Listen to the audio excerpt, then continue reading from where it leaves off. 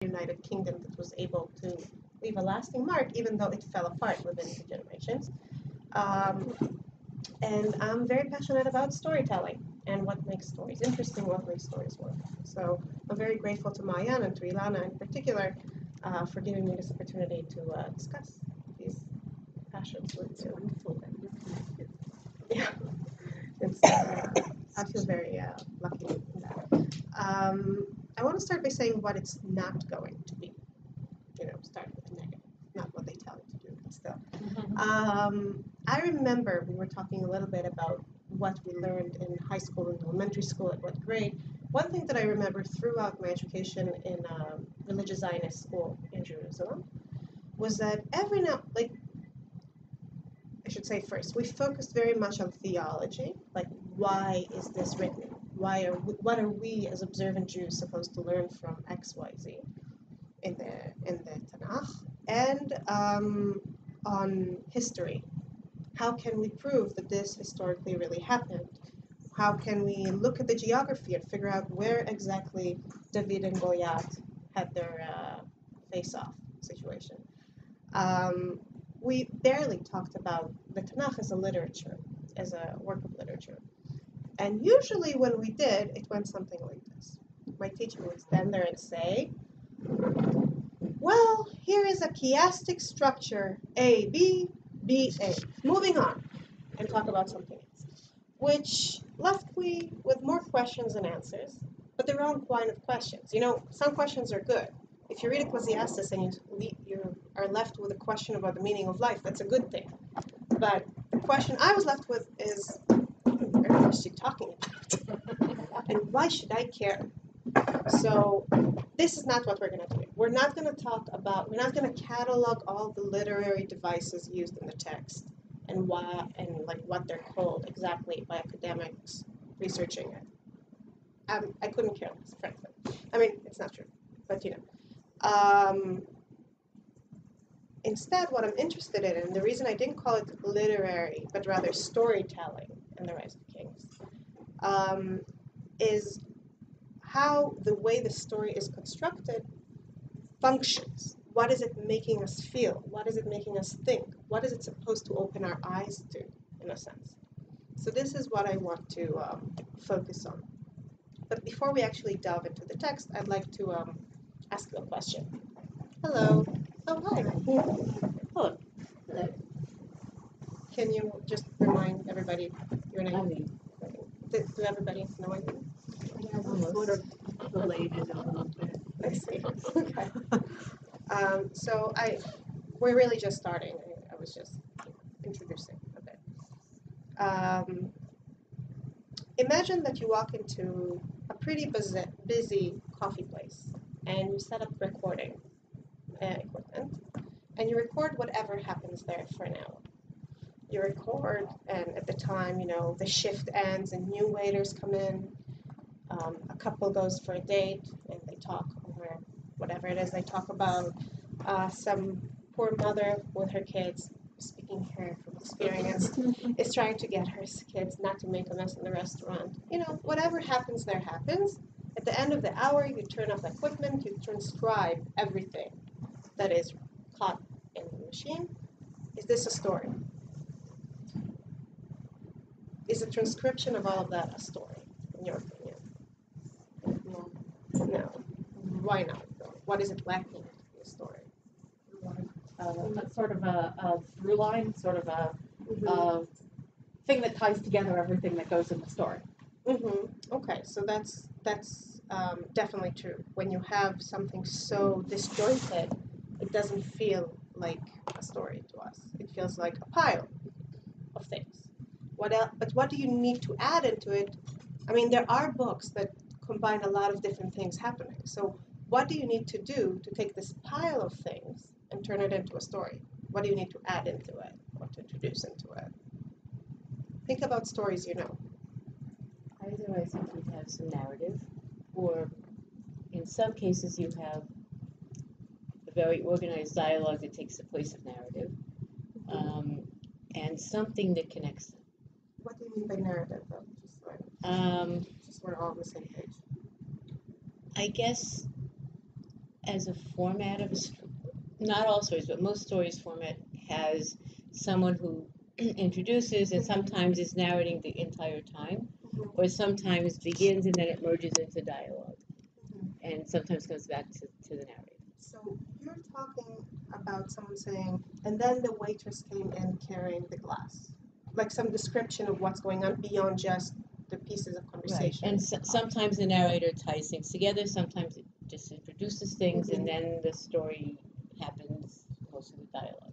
So it's different, I mean, there's different ways. But. This is true of a novel, but let's say a play. Plays are stories, and they're mostly dialogue with, some action, but when you read a play, you have very few stage instructions a lot of times. So how does a play do it? How does a play make us feel that there's a story beyond the dialogue? In most plays, there's a plot, or there's something that's connecting them and giving them an order. Okay, so it connects to what Eileen is saying, correct? I said before, I'm so bad with names. I apologize. It's not personal. I do see you all. I hear you all.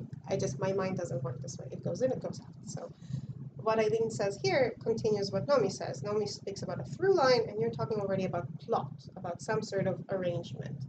Why is this important, though? Why should we seek arrangement and direction when we read a story? Sometimes you have fragmentary novels that have little pieces, a lot of little pieces, and that's also okay.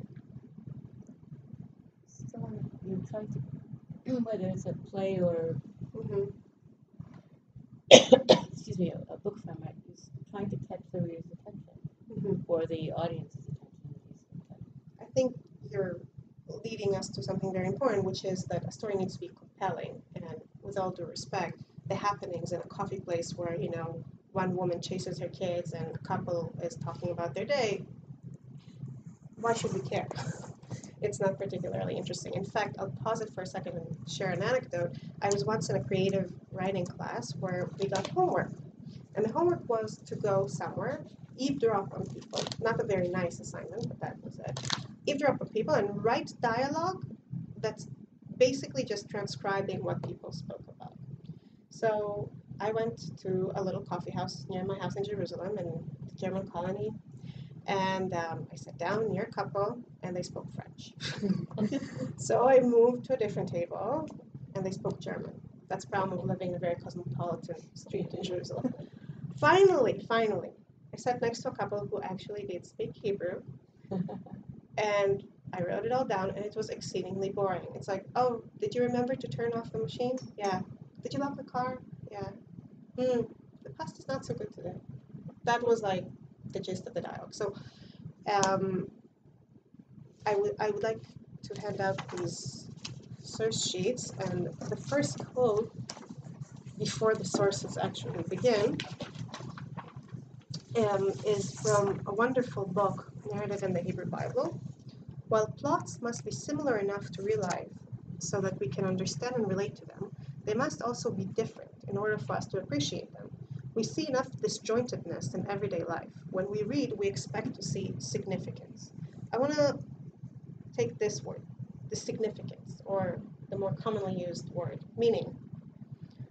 Usually when we read a story, not only do we expect some through line and some order and some plot or arrangement and something that will make us care about the characters, we also want to find meaning. We want it to mean something to us. Now, unlike a sign in the T that tells you don't sit here or give priority there, where the meaning is right there, visible to you, stares you in the face, the meaning in a story can't be perceived on the get-go. You have to go through the story to get the meaning. So if you flip, I just read East of Eden. Had I flipped to the end of East of Eden and read the last scene, it wouldn't have meant much to me. Only by going through the novel and experiencing all the various things that the characters go through does it all come together for me in the end, and I feel like, oh, this gave me something. So this is what brings it together, that a lot of stories are very disjointed. A lot of stories have very complicated plot that's not apparent even after many readings. But all stories take us, engage us into them, and take us through a certain process, a structured process, so that we would be able to get some meaning out of them. Now, the meaning doesn't have to be a lesson, but something that we feel we were transported for a second there. And the art of storytelling is how to create this process. And there's many techniques and many ways, but all of them have to engage us. The meaning of the story happens within us as we go through the stages and experience them. And a storyteller creates various expectations, uses various techniques to create expectations and then deliver on these expectations, that leading us through that pile of things, the pile of events, dialogue, narrative, like Lillian said, various scenes, various stage instructions in a play, and make us feel like it's all coming together. And what I want to do in this class today, but also throughout the course, is that to try and see how the biblical storyteller is creating certain expectations and how they lead us through the text and make us see things that had we looked at this pile of historical events, otherwise we wouldn't necessarily see or experience. So let's just take a moment to review what is in this pile. We're going to talk about Shoftim and Shmuel. We're going to talk from the moment that Yoshua dies and they're still in the process of conquering the land until the moment, really in Melachim already, when King David dies. So what things are in this pile? Not necessarily in order. What things are in this pile of events? Shoot.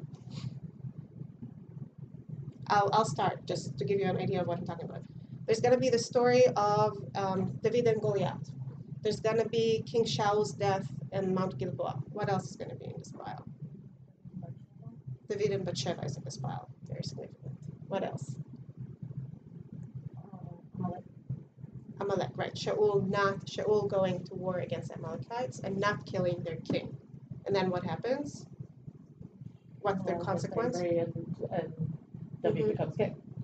Yeah, and tells Shaul, you're losing your kingdom. You're losing your right to the kingdom. What else? Does Pilegesh Begiva ring bells? We are talking about that. Yeah. An awful lot of things. We're going to have Torah and Neviah, right? Torah and Neviah inspiring a war and then singing about it on the mountain. We're going to have, what else? We're going to have Shimshon and all these adventures / misadventures with a Philistine woman. What else? I'm forgetting the names, but the Shoftim story, sacrificing his daughter. Iftach, right? Iftach's daughter, right? That Iftach makes an oath. That's actually going to be next week. That's their topic. Iftach makes an oath that if he wins, whoever comes out of his door first will be brought as an offering to God. The wording is ambiguous, but that's the gist of it, and his daughter comes out. Right? So, and that's just, touching the edge of it. There's an awful lot of events and people, an awful lot of people. Like, if it was a play and you would have the list of characters, it would run many, many, many pages. And they could be arranged in many ways. In fact, I've been to a history class in the Hebrew University where they told the same stories in a totally different way. So what I want to do throughout this series is to look how different parts of the story take events and people out of this pile and structure them, form our expectations, engage us in the story, and give us something beyond just an overwhelming avalanche of things. So without further ado, that was a long introduction. Let's start at the beginning. The beginning is where the storyteller has the first opportunity to create certain expectations. So let's see, what expectations does the very beginning of the book of Shoftim set? How comfortable are you with Hebrew? Like, would you rather I read it in English? Would anybody rather we read it in English? Or so let's read it in Hebrew, and I'll just sign it in English. Source 1. Vayehi achrei mot Yehoshua, after Yeshua's death. Vayish'alu bnei Israel v'Adonai le'emor, mi ya'aleh lanu el ha'kna'ani b'tchila le'ilachem bo. The Israelites asked God, who will be the first to go up against the Canaanites and attack them? Vayomer Hashem, Yehuda Ya'ale. God says, Yehuda. Hine natati et haaretz beyado. I now deliver the land into their hands. Vayomer Yehuda לשמעון אחיו, עלה איתי בגורלי, ונלחמה בכנעני, והלכתי גם אני איתך בגורלך. וילך איתו שמעון. Yehuda tells Shimon, let's do it together. You fight with me, I'll fight with you. And the tribe of Yehuda, that's not called a tribe, it's just called Yehuda in general, but we understand that it's a tribe, starts their war. 3 psukim, that's all. But they're already giving us an awful lot in terms of what to expect from the story. So let's start. Who's the protagonist of this story? Or Judah, Right. depending on how you want to look Right. at it. That's true. It's not clear yet if it's Bnei Israel or Yehuda, and we'll come back to this ambiguity later. Now, in stories, usually the structure is that there's a protagonist, and there's something the protagonist wants or needs to do. And then the story is about the challenges this protagonist, or plural protagonists, face as they try to achieve said goal. So what's the set goal? What's like the goal that will lead the plot now?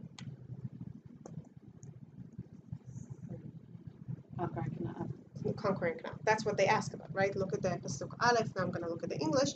Which of us shall be the first to go up against the Canaanites and attack them? So a note about history. At this point, within the history as told by the Bible, Yeshua already led them through the Jordan and conquered an awful lot of the hills that make kind of the heart of Israel, the land of Canaan. But there's still an awful lot that's not conquered. And now Yehuda, the Israelites are coming to God and saying, what's next? How should we go about continuing the conquest?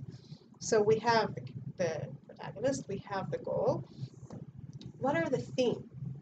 Like, do you sense a theme here? What are they asking about? Not only conquest. Let's look at the question again. Which of us shall be the first to go up against the Canaanites and attack them? So they're asking about the conquest, but the actual question, what is the actual question? Who will be the leader? Exactly. The question is a question of leadership. And this will haunt the story from this point on. I mean, we are talking about the rise of kings. That's where it's going at the end. So we have the protagonist. We have the main challenge. We have a theme. There will be more themes later on. No worries. But there's more than that. And in order to see what's unique about this beginning, I want to compare it to the beginning of the previous book. There's Moshe dies at the end of the Torah, and then starts the book of Yoshua, where they have to enter Israel. So I'm going to read it again in the Hebrew and translate the second source. Vayehi achrei mot Moshe. So far, it's practically the same wording as the beginning of Shoftim. If you compare it, the Yoshua tells us after the death of Moses, and Shoftim starts after the death of Yoshua, Eved Hashem. I'm continuing now with Yoshua. Vayomer Hashem el Yoshua bin Nun, Misharet Moshe le'emor. God approaches Yoshua and tells him, Moshe avdi met, ve'ata, now, kum avor et hayarden hazeh, אתה וכל העם הזה אל הארץ אשר אנוכי נותן להם לבני ישראל. Moshe, my servant, died, prepared to cross the Jordan with the people to the land I'm giving to the Israelites. Both books start with a conversation. Who are the, what's the word for it? Interlocutors? Participants of the conversation in Yoshua. Hashem and Yoshua. Who are the participants of the conversation in Shoftim? Also Hashem. But who are the other participants?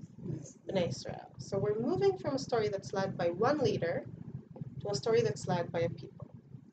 Yes? I'm struck, though, Mm-hmm. by the fact that in Pasuk Gimel,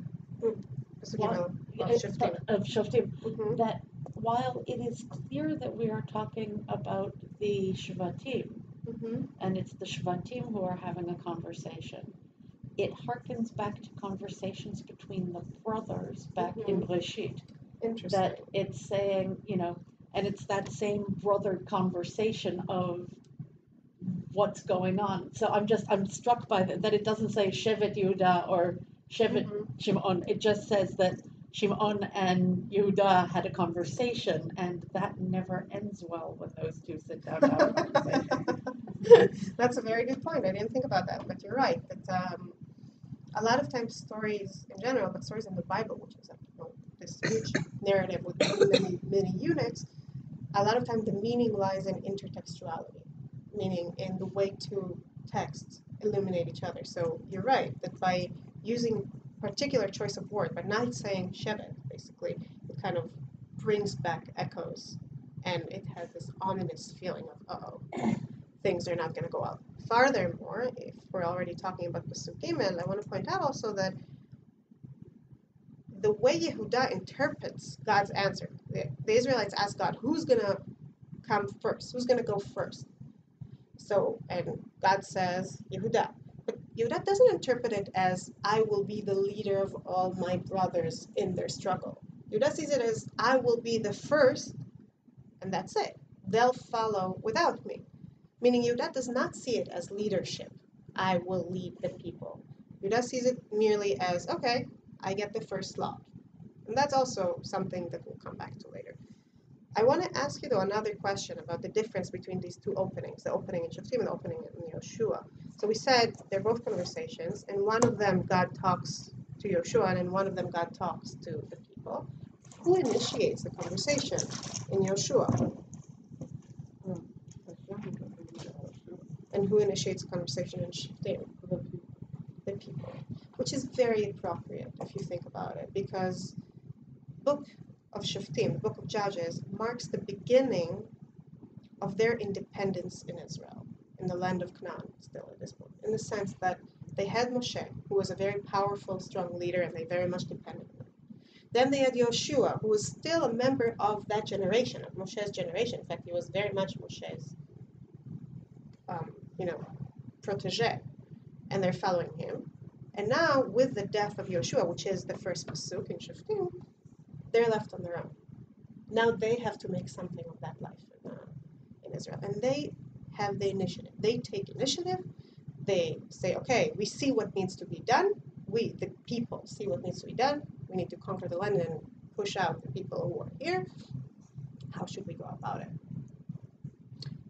At this point, it looks very optimistic. It looks like, I said before that we need to see what expectation the storyteller creates in us. So the expectation is like, this is going to be a story in which the Israelites are, what's the word, stepping to the plate? In Boston, people like sports, so you should know better than me. Stepping to the plate, rising to the challenge, whatever idiom you want to use, taking initiative, going after what they need to do. But there are setbacks. That in itself is normal, right? A good story doesn't usually start with, this is our goal, and continues with, and now we got it, because that makes for a very boring story usually. So there are setbacks. Let's move to the next page. Source 3. I'm going to read it in English now, this time. You can look at the Hebrew later. The Hebrew is less important for me here. Menashe did not dispossess the inhabitants of Bet She'an and its dependencies, or of Tanach and its dependencies, or the inhabitants of Dor and its dependencies, or the inhabitants of Iblam and its dependencies, or the inhabitants of Megiddo and its dependencies. The Canaanites persisted in dwelling in this region. Now, I just took a small piece from the rest of the first chapter of Shoftim, but the whole chapter is like that. Yehuda and Shimon conquer most of the land that they're supposed to conquer, not all of it. And then you move one tribe after another, and each tribe conquers less and less of the land that they were supposed to possess. To the point that when we get to the north of Israel, to the valleys, they don't even bother. They compromise with the people there. And the reason is given to us that the Canaanites had chariots, iron chariots, and the chariots couldn't go up the mountain. So in the hilly center of Israel, we can look at the map later, in the hilly center of Israel, it was relatively easy to conquer the land and hold it, but they didn't want to bother with the valleys and the low places where the chariots gave their enemies, the Canaanites, a very serious strategic advantage. Okay, so there are setbacks. We had the goal, we had the initiative, and there are setbacks. Now, let's forget for a second what comes after. Try and don't think about it. If you were reading a story that's totally new to you and got to this point, what would you expect to happen now? You have the protagonist takes initiative, has a goal, and there's certain failures and setbacks on the way to the goal. What happens next in a story? Let's say, I'll give an example, okay? Trying to think of a good hero's journey kind of story. That's everybody knows. That's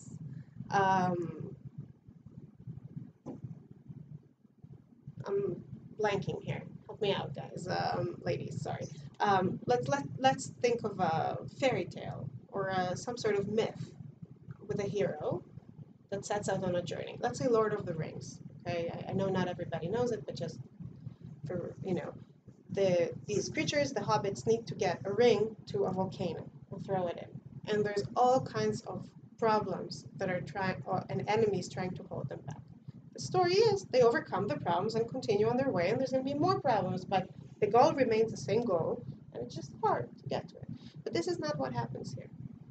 The expectations that created a certain trajectory in our mind of this is going to be a story about them overcoming difficulties on the way to fully conquering the land of Israel is totally frustrated in a deus ex machina. Usually deus ex machina means, that God, there's some magic solution to all the problems. This is not what happens here. This is literally God intervening and totally changing the game. Because God does not see their failure to conquer all of Israel as a mere setback. God sees it as sin, as a moral failure, as being lacking in faith, lacking in conviction that God will help them overcome those obstacles, and not making the effort. Let's read source 4. It's the beginning of the 2nd chapter of Shoftim. ויעל מלאך השם מן הגלגל אל הבוכים. ויאמר, אעלה אתכם ממצרים, ואביא אתכם אל הארץ אשר נשבעתי לאבותיכם. ואומר, לא אפר בריתי איתכם לעולם. I brought you up from Egypt. I brought you to the land I promised to your forefathers. I told you I'm not going to break my covenant with you. ואתם, speaking of covenants, לא תכרתו ברית ליושבי הארץ הזאת. You may not have a covenant with the people who live here. מזבחותיהם תיטוצון, you must ruin their places of worship. ולא שמעתם בקולי, and you did not obey me. מה זאת עשיתם? Look what you have done. וגם אמרתי, and now God introduces the punishment. לא אגרש אותם מפניכם. I have resolved not to drive them out before you. והיו לכם לצידים, they shall become your oppressors, even though I just have to say that tzidim may be interpreted as oppressors, or it may be interpreted as a trap. So they will somehow entrap you. ואלוהיהם יהיו לכם למוקש. Their gods shall be a snare to you. Later, in source 5, I'll get to it in a second, I don't want to get to it yet, we will see a more detailed account of that. But God isn't merely telling them, you're punished in this generation. God is telling them the story is totally changing now. The rules of the game are changed. The goal is no longer to conquer Israel because I'm going to make this goal unachievable. By definition, you cannot do it. Instead, your goal is going to be to try and live side by side with these people that you failed to dispossess without becoming ensnared by their ways, by their idols, by their practices, etc., etc. You're going to have to work hard at keeping covenant with me while they're here amongst you. So now it's a totally different story. It's no longer a story about conquest where they have the initiative. It's a story about, in a sense, tolerating or withstanding a certain ongoing, chronic problem that remains. But God does more than that. The storyteller here tells us more than that. The storyteller tells us that not only, and that's source 5, which we'll get to in a second, not only are they going to have to live with those people, they're also going to fail. Time and time again, it's going to be a story about ongoing chronic failure. times. So let's read it together. Source 5. וגם כל הדור ההוא נאספו אל אבותיו. The first generation that conquered Israel is dead. ויקם דור אחר אחריהם אשר לא ידעו את השם וגם את המעשה אשר עשה לישראל. A new generation rises that doesn't know God or what God did to Israel. ויעשו בני ישראל את הרע בעיני השם ויעבדו את הבעלים. They start worshipping the בעלים. ויעזבו את השם אלוקי אבותם. And they abandoned God, the God of their fathers that took them out of Egypt. וילכו אחרי אלוהים אחרים מאלוהי העמים אשר סביבותם. וישתחוו להם ויכעיסו את השם. So they worship the idols. I'm going to move to the English from verse 14. Then the Lord was incensed at Israel, and he handed them over to foes who plundered them. He surrendered them to their enemies and on all sides, and they could no longer hold their own against their enemies. In all their campaigns, the hand of the Lord was against them to their undoing, as the Lord had declared and as the Lord had sworn to them, and they were in great distress. Then the Lord raised up chieftains. Now that's on the Israelite side. First we saw how how God fights against them, helps the people who oppress them. But now God helps them. Then the Lord raised up chieftains. The word that the Hebrew text uses is shoftim, judges, who delivered them from those who plundered them. But they did not heed their chieftains, their judges. Either they went astray after other gods and bowed down to them. They were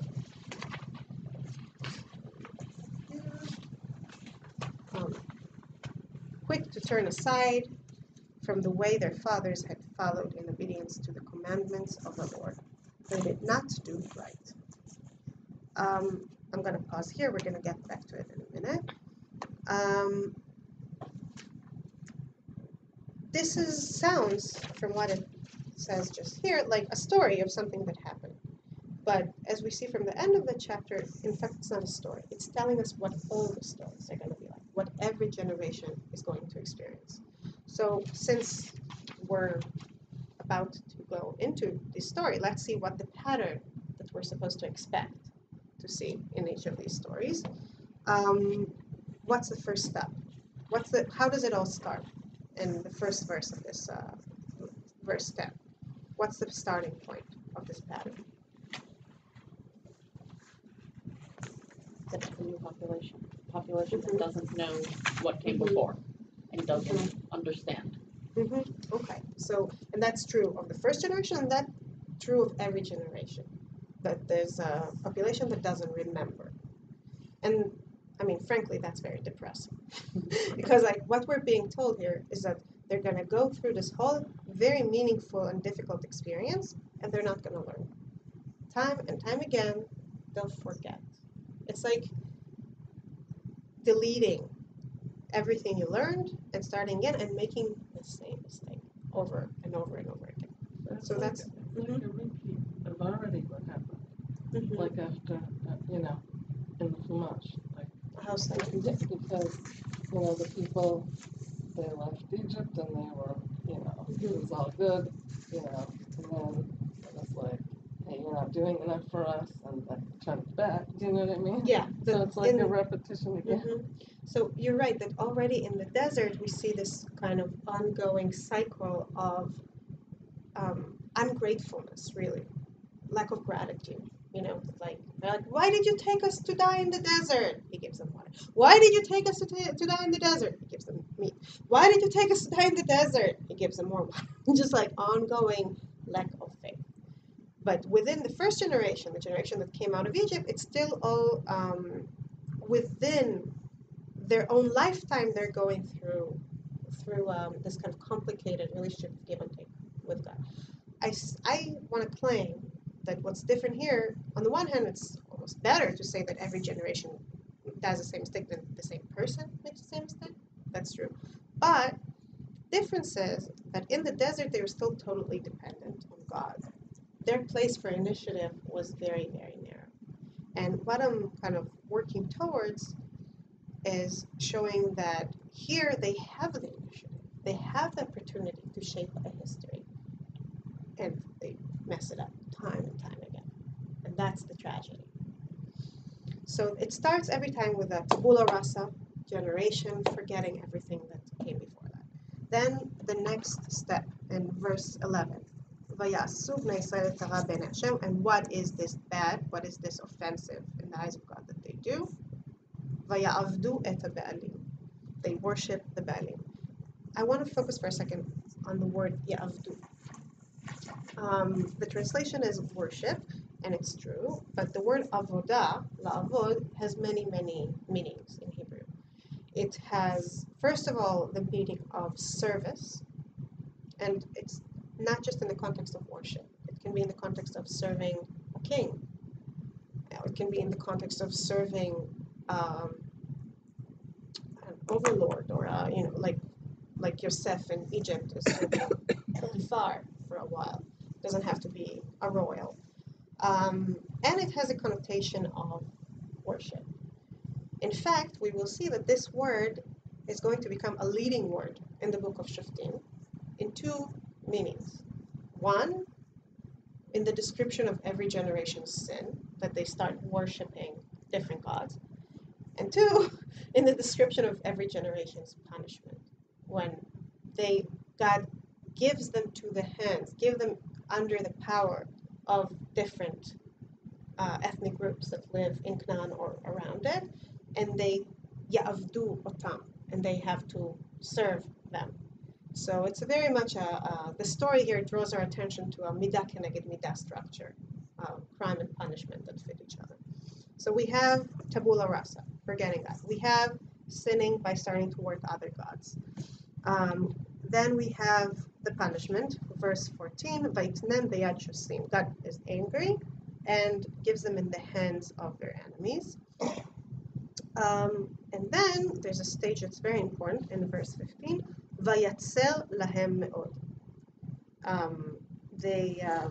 They were in great distress. In fact, in some of the cases we will see following, we only know that they had distress, and then God sent a judge, a leader, to save them. But sometimes they actually called to God. And the word vayatzel is also important because it harks back to our servitude in Egypt. That was the word that was used. The shoresh of yetzer, the root, is tsar, mitzrayim, meitzar, mina meitzar, karatiya. It's all about being narrow, about being pressed in a small place. And that's always a place where someone needs redemption. So the next stage is always redemption. And the redemption comes through leaders that God vayakem, that God raises up, makes stand for them. Again, I'm sorry that I keep going back to words, but words are important in the storytelling. Words evoke connotations and evoke connections to other stories and to layers underneath. So yakum, lakum, has to do with standing. It has to do with place, makom. By the way, in a lot of languages in the Middle East, standing and place are connected. Think about stan, all the stan places, Afghanistan, Pakistan. It is the same root for standing. But it's also evocative of the word for revenge, for nekama. And the judges certainly fulfill that role too. They kind of raise the spirit of the people. They defend their place in the land of Canaan, and they avenge them. But they never fully conquer the land, right? Because God said so. God said, we're not going to do that. We're only going to have these temporary successes. And then it's followed by, again, they didn't listen to the judges either, and they leave the way of their fathers, and again, the whole cycle begins again. So I just want to recoup a little bit before I'm moving forward here. We had certain expectations from the beginning of Shoftim. The expectation was that it's going to be a story either about the Israelites or about Yehudah. The expectation was that it's going to be a story about them conquering the land of Israel, and that it's going to be about leadership.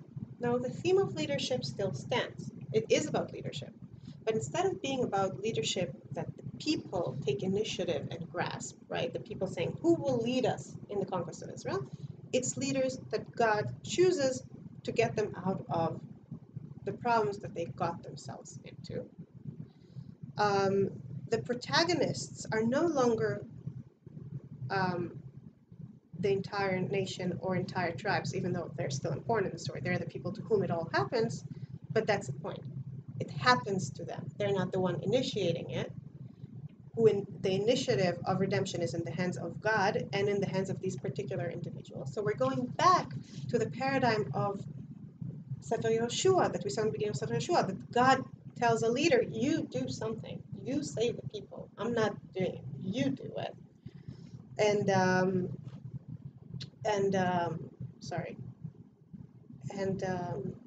the leadership is always for one generation. We have a leader, he delivers, he saves the people, and then he's forgotten. And his achievements are forgotten, and the people start the whole cycle again.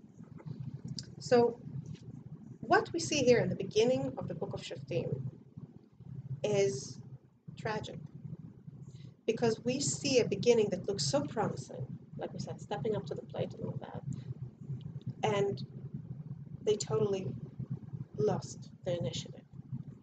They had a moment in history where they were about to take history into their own hands and for the first time tell their own story, be the authors of their faith. And because they failed in that, God tells them, forget that. You missed your chance. Now the story is going to be about you dealing with constant problems and me sending people to save you and you getting into constant problems again.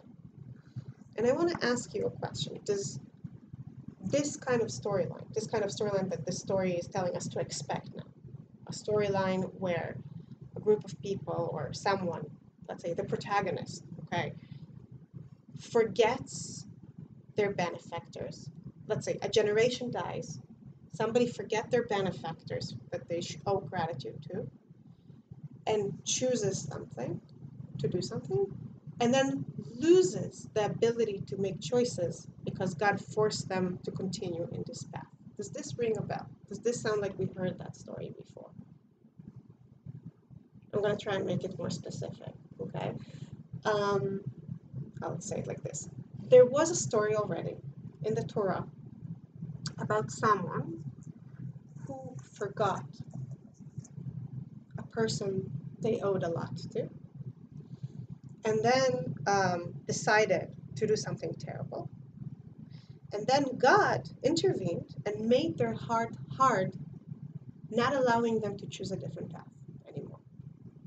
One person. Yes, exactly. I want you to look at source 6, for example, so that if you think I'm being, it's not numbered, but the last source is source 6. If you think of being far-fetched, but I'll just repeat the story for a second. Paro forgets Joseph and what Egypt owed Joseph, and decides to enslave the Israelites.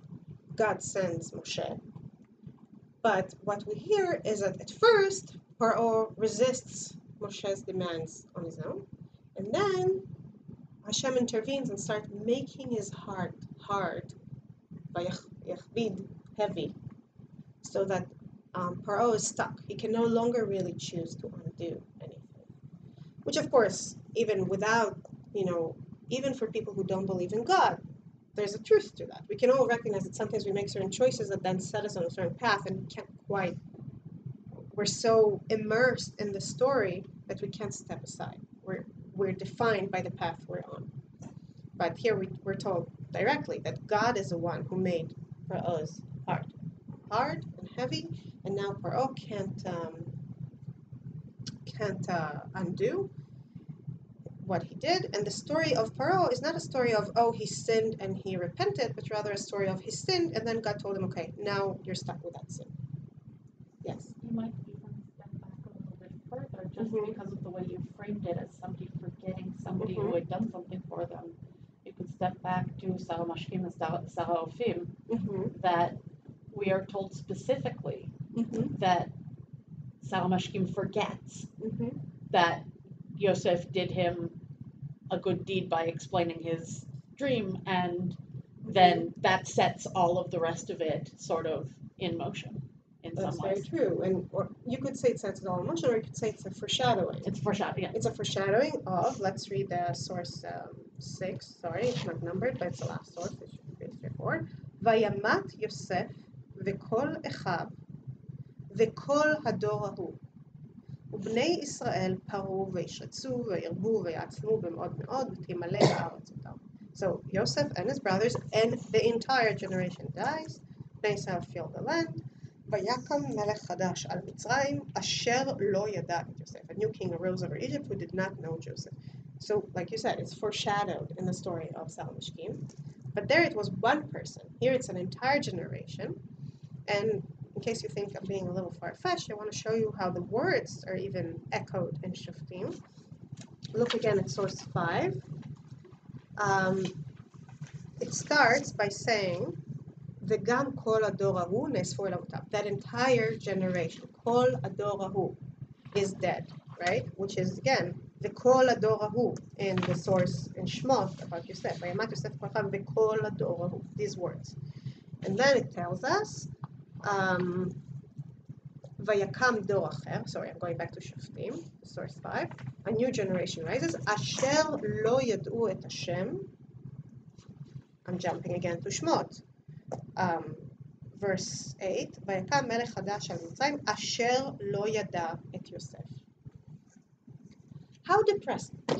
Instead of being a story about us finally being in our own land and taking our own initiative and forming our own path, we're stuck with a story in which, of all the terrible models to imitate, there's a better word for it, emulate, thank you. We're emulating Paro. Now, Paro is like, the big bad of our story.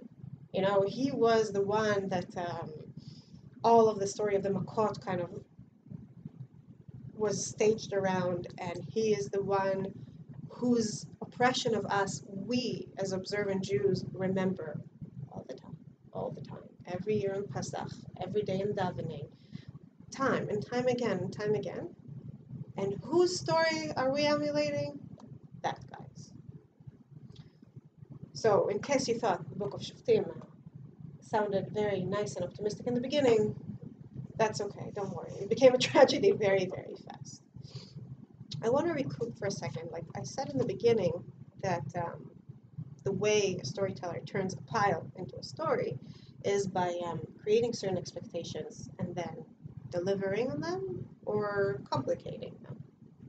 So here we saw that the very beginning was certain expectations that then were subverted, and now we're left with certain other expectations. I want us to go over it together. What, at this point in the story, what do you expect to happen?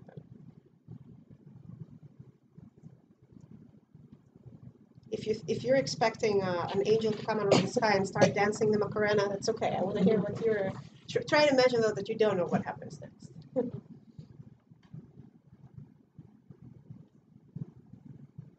The story tells us what to expect.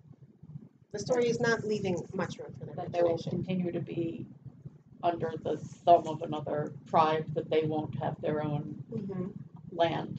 And that they would continually fail to learn the right lessons. Which leads us to a different thing, which is that the story of Shoftim is part of a much bigger story of God creating a covenant with people, right? From the beginning, from Bereshit, from Gan Eden, we just read it 2 weeks ago. God tries to give people some sort of law, some sort of moral. I don't want to say commandments, but moral rules to rise to, and they continually don't quite rise to them, and there's continually a readjustments of expectations. They fail in Gan Eden, they eat the fruit, so they're taken out of paradise and left to live a much harder life where Betzar Teidi Banim, and where the land is not yielding its fruit easily. They mess up, so God deletes humanity and the flood and gives them laws, proper 7 laws to follow, which until now they didn't have. there was a certain expectation that they'll do it anyway. Now there's laws. Again, they build Migdal Bavel.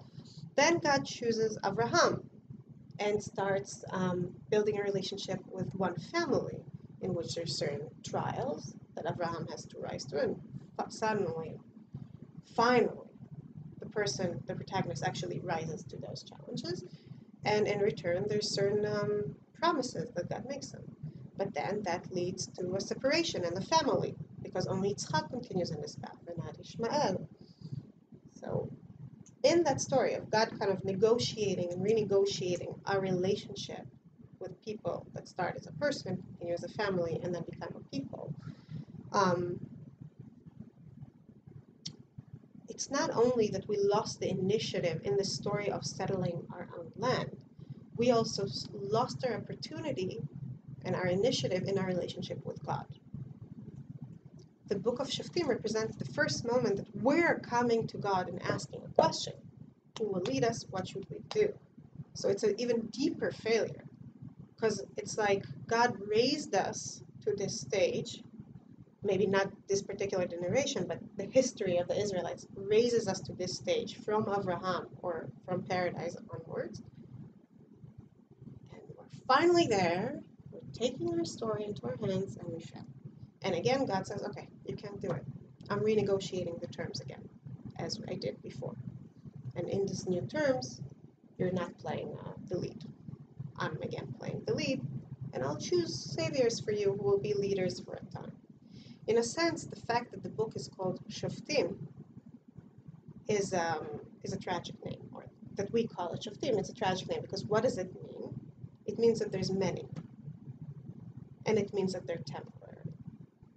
So this is like a symbol of our failure. I want to go. So, sorry, I just want to make sure that I'm on time. Okay. I just want to make sure that we saw the significance of the failure and all the prisms that are important in my opinion, and I'm happy to have added prisms for the story. Something comes to mind. It's a failure in the sense that the story of the conquest of Israel is changing into a story of chronic problems. It's a failure in the sense that our ability to tell our own story, to create our own story, is lost. Like Paro lost his initiative. It's a failure in the sense that our first opportunity in our relationship with God as a people to take initiative is gone. And it's a failure also of leadership. And that goes all the way back to source 1, what we started to touch upon, source 1, verse 3. God says, and here I want to focus on the Hebrew and not on the English, because I think the English translation here limits the interpretation. God says, they say, in verse 1, Mi ya'aleh lanu el Knaani b'tchila leilachem bo. Who will go up, rise to the Canaanites? This ya'aleh, this rise up, is not geographical. It can't be, because they already conquered a lot of their mountaintops. And that's something that I would like to show you. I didn't make copies of it because we're such a small group. It's not, I think we can all just look at it. I'll pass it around. In the land of Canaan, the land of Canaan is built of strips. There's Mishor HaChof, flat area, the seaboard. Then there's a Shfela, where there's hills starting to rise. There's Gavahar, the mountain range, which is Judah and Samaria today. And then it drops dramatically into the Assyrian African, what's the word for it in English? Shever Suri Afrikai, a place where two tectonic plates are where they meet. So, and it drops dramatically into the Jordan Valley, and then it rises again. Transjordan is part of the story at this point, and that's important to remember. So the mountain tops they already took. So when they say who will go up to the Canaanite, they don't mean who will go up physically. They mean who will lead us, who will raise us, who will go up. And what does Yehuda do? Yehuda says, Shimon, my brother, which is Naomi said, was never a very good association. Why don't you come up with me, begorali, gorali in my allotment, meaning every tribe already in Yeshua was allotted. They did a goral, like some sort of what's the word for it in English? I'm sorry. It's called a lot. A lot. Some Like sort of like a lottery system that we understand is guided by divine intervention, where every tribe has a certain definition of what's their land. Now they have to actually conquer that. So Yehuda says, come with me in my lot. I want to draw your attention to the smallness of it. He's not saying, come up with me. He says, come up with me to our allotted territory, to mine. He's making it his own. And we will fight against the Canaanite, and I will go with you to yours. And they cooperate and do that. And to great success. So the question kind of opened the door for leadership in capital L. The way Yehuda interprets the answer is leadership in very, very small capital. It's like, I'll do mine. That's it. I'm done.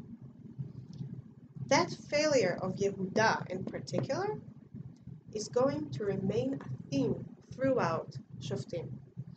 That throughout Shoftim, the leaders are not going to be from Yehuda. The very first leader in Shoftim is from Yehuda, Othniel ben Kenaz. We're not going to talk about him in detail. The point is, though, that from that point on, the story gets farther and farther away from Yehuda, farther north into Transjordan. Yehuda stops playing a role. In fact, in the last story, in the last classic story that follows the pattern of sin, enslavement by a different group of people, and then judged or redeemed. So the very last story that follows this pattern is the story of Shimshon, Samson. And in that story, do you remember that there's a scene where where the Plishtim are coming to fight against Shimshon, and Israelites come and tell him, the Plishtim sent us to bring you to them, and we know we can't fight against you and beat you. We ask you to come with us quietly, spare our lives. They're going to kill us if we don't bring you to them. The Israelites themselves are giving their hero, who's not exactly a leader, but their hero to the enemy, to the Plishtim.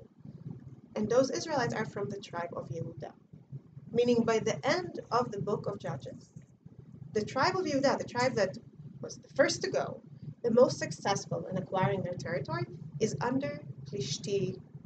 It may be not direct rule, but under their power.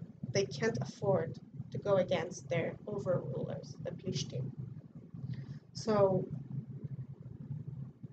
we don't only have a failure.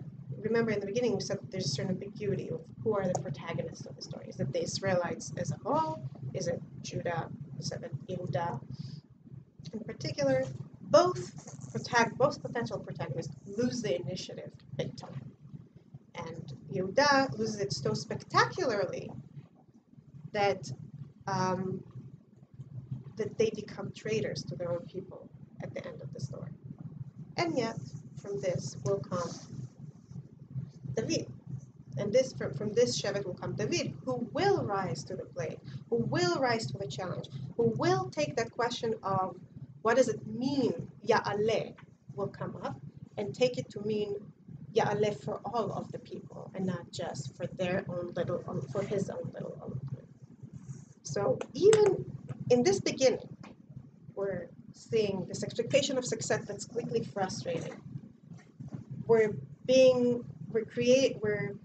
given the expectation that this is going to be a very wearisome, disappointing, painful story of failure after failure after failure. We're giving the expectation that Yehuda will be a leader only to then have the sense that it was an opportunity lost.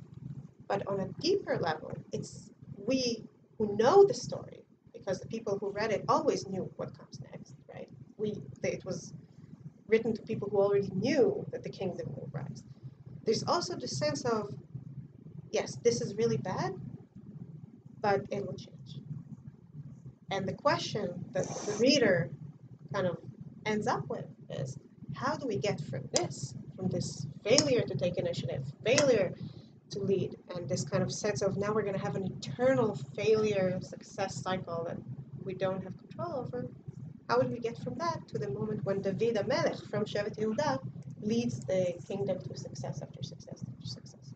And this is the big question that we're going to try and answer in this course. Now, I know it's a little early. I wanted to end a little early because I would like to hear from you. What would you like to hear?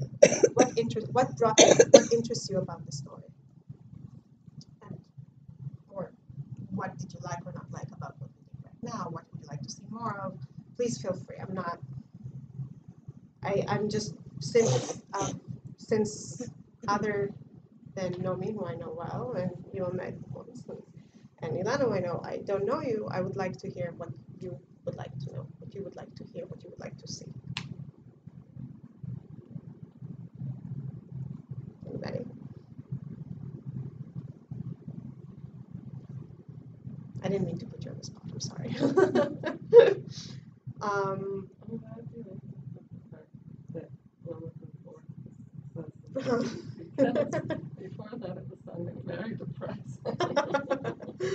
I know. And I think it's important to remember. I mean, I sometimes do it as an exercise, try and forget what happens next and see what the expectation is now. But the truth is, and this is very important to remember, when this story is created, everybody knows what happens next. So you read the story kind of as a fresh story, but also with the knowledge that it's gonna end well.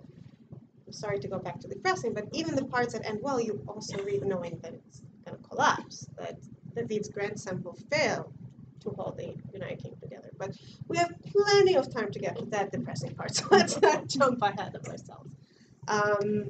I do want to make a comment about that, about the historicity. I've been very careful today and in general to talk about the biblical storyteller and to talk about within the history as presented as a Bible, because I don't want to go there. I don't want to get into the question of who wrote the book of Shoftim. Our tradition is that Shmuel and Navi wrote it, and I'm fine with this tradition, but I don't want to get into the argument that academics are having over it. I don't think it's relevant for this class, because this class focuses on the story. And frankly, who wrote the story is a secondary question for me. I also talk about the history as presented in the Bible, because this class is not about, oh, let's pick it apart and see, do we have historical proof for that or not? This is a story we're looking at, and we're looking at it in the terms of the story. In fact, just to reassure, in our tradition itself, we know our tradition is, the sages say that it's not written in order. It's not a book that's written in chronological order. It's not a book that's written from beginning to end. It's a book that takes certain events and reorders them to make a point. And that's what we're pursuing. We're pursuing the point, not the chronology per se. That said, I want to make another comment. I'm sorry, but in storytelling, there's two very different types of storytelling. There's storytelling when you make it up. Like, yesterday I had to do an assignment with my son when he had to make up a scary story. So there's something about a dragon eating a city in the sky, popping the bubble, protecting it. The more the merrier. Do whatever you want. And there's stories that use historical events. And I mean historical fiction, but I also mean nonfiction. Any historian, and that's, by the way, my training. My training is in history. I didn't proceed to PhD, but I did my master's in American history. A historian, too, is telling a story. A historian decides where the story begins. For example, let's talk local. Let's talk Boston Massacre. Yeah. Boston Massacre, the way the story is told in American curriculums, from what I saw, again, I'm Israeli, sorry, but what I saw is you start from the British sent their troops to occupy Boston, to have a presence in Boston, to oppress the people who started asking for freedoms, and the troops were present in the city were unpleasant, and then there was an altercation and they shot into the crowd. From the British perspective, it's a very different story. The story starts with, we, the British, fought a war for our colonies. We fought the French-Indian War. We won the war at great cost in British lives and in British coin. And now the Americans for whom we fought this war are refusing to pull their share. And when we sent our sons to be stationed there because they forced us by not accepting our requests for taxation and being, rowdy and disobedient, we had to send our sons there. They kept they kept poking the soldiers, bothering the soldiers. That's how it started. The altercation started because this barber's apprentice kept coming and yelling and throwing things on the soldiers, on one soldier that was stationed there, and then more soldiers came, and then more colonists came, etc. And then when our soldiers tried to defend themselves against a mob, they're blaming us of massacring. Very different story. Both stories are told by different historians. So when I talk about the biblical storyteller taking these events, everything about the way they arrange it changes the meaning of this history. And that's why I say that I don't really want to talk about the historicity of this and the historicity of that. I want to focus on the history as presented to us and ask, why is it presented this way? And again, that said, I guess that's my catchphrase, that said, there are many ways that a story creates meaning or makes us notice something. There are words that the story can use, like we saw these examples before, words like Ya'avdu et Ba'alim, that create the structure of Sachar va'onesh, between them worshipping gods and then being forced to serve overlords. There's intertextuality, hinting to other stories, like Nomi pointed out that it hints to the stories of the Shvatim, like I pointed out that it hints to the story of Egypt and the generation that forgot Yosef. There's smichut, closeness, that when two stories are very close to each other, they kind of make us think, they make us look for connections between them. And that's something that's in the Tanach is particularly present, because usually the Tanakh doesn't tell us what the connection is between one story unit and the next. It usually just starts with and just starts a new story. We'll see it more in Shmuel. We just finished this story, now we're moving to the next story. It's like, what just happened here? Especially when it's chronologically doesn't make sense. Why? So that kind of forces our mind to try and make connections and understand what's going on. And one of the ways you make meaning is if you're referencing a historical event that everybody who listens to the story or reads the story knows, the way you reference it makes meaning, creates meaning, makes something meaningful. So we will pay attention to historicity on that level. And on that rather pedantic note, I'm sorry, I wanted to finish in the exciting note, but I got stuck in this. I am going to thank you very much for coming.